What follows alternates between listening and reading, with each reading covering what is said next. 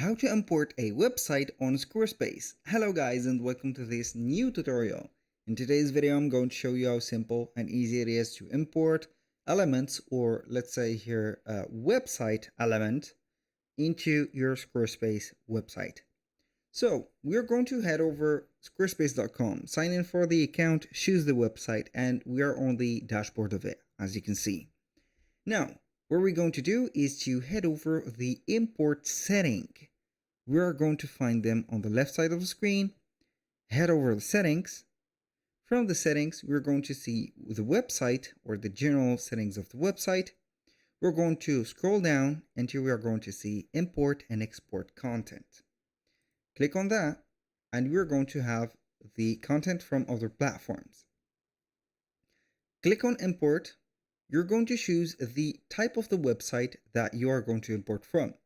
We have only three types: WordPress, which is going to be the most famous platform to create websites, Tumblr, or Blogger. So preferably you're going to use one of these because we do not have another choice. Click on WordPress, for example. You can have the basic, as you can see, importation process, or the advanced one by having the upload WordPress XML. So the basic one is going to put the WordPress URL, and you're going to put the URL of your website. After that, you're going to put your login and password, or your credential of the WordPress access. After that, that means that you have trusted Squarespace to import from WordPress. Click on import and it is going to start importing the data. For the advanced one, you can go ahead and set up the processor, as for example Markdown, Textile, or standard WordPress.